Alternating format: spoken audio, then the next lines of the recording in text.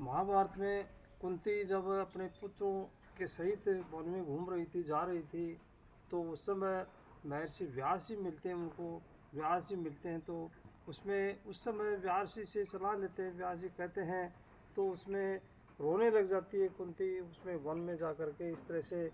तो महर्षि व्यास जी उनको कहते हैं कि जो है समय हमेशा मनुष्य का एक नहीं रहता है, आता जाता रहता है, सुख दुख आते जाते रहते हैं। तो आप जो हमेशा इस धर्म के मार्ग को मत छोड़िए, धर्म के मार्ग पर चलते रहिए। और ये जीवन में दुख सुख ये सब से आते जाते रहते हैं, और जो है आप इस तरह से। तो उसमें उस तरह से महर्षि की सलाह उनको जो है कुंती को और उनके पुत्रों को बहुत अच्छी लगी। आगे चले जाते हैं, आगे जाते हैं तो एक नगरी में जाते हैं। एक चक्र नगरी थी और एक चक्र नगरी में जा कर के रहने लग जाते हैं। वो एक ब्राह्मण के घर में रह कर के जो है इसमें इस तरह से जो है जो दिन में कुछ लाते हैं तो सारा सामान लाते हैं, तो उसमें से आधा जो भाग इसको भीम को देते हैं और आधा भाग में जो सारे पुत्रों को अपने लिए रख लेती है माता कुंती। इस तरह से जो ये करते हैं, चला रहे हैं अपना काम।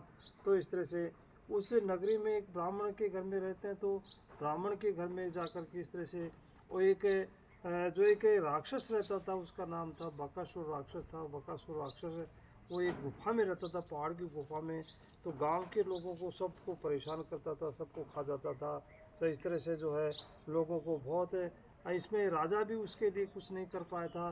तो इस तरह से गाँव वालों ने सबने मिल कर के तय कर लिया था कि भाई जो आप इस गुफा में रहोगे और गांव में नहीं आओगे, इस तरह आपके लिए जो सारी भोजन सामग्री वहीं पहुंच जाएगी। इस तरह से जो है इसे बकासुर राक्षस से समझौता कर लिया था। तो उस समय उस दिन उस ब्राह्मण का जो नंबर आ गया था, परिवार का एक एक गांव से एक एक आदमी जा रहा था उसमें।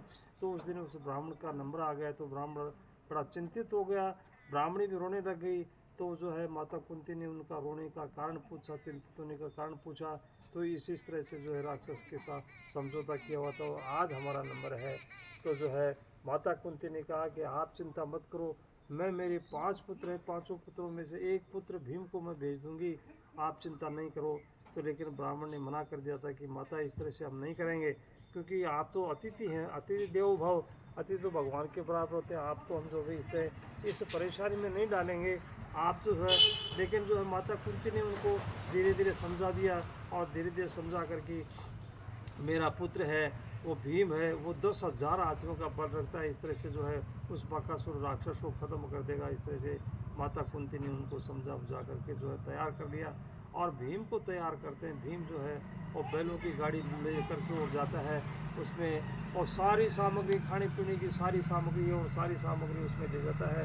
ले जा करके जो है उसमें राक्षस की तरफ, गुफा की तरफ आराम से जा रहा है। आराम से जा करके जो है उस भोजन पानी को, जो कि भीम की जो काफ़ी दिनों से इस तरह से भूख की उसमें नहीं तृप्ति हो पाई थी, तो जो कुछ खाना खा रहा है तो राक्षस का खाना खाने लग गया।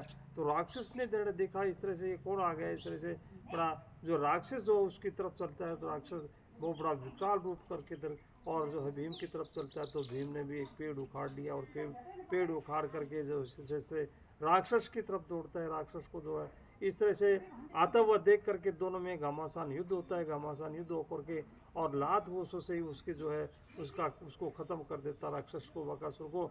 और जो भैंस घसीट करके जो है नगरी में लाता है, नगरी में ला करके सबके सामने जो है उसको पटक देता है। तो पटक दे करने के बाद में पूरे गांव में जो है हर्षोल्लास यानी खुशी की लहर दौड़ गई उस राक्षस को ख़त्म करने के लिए।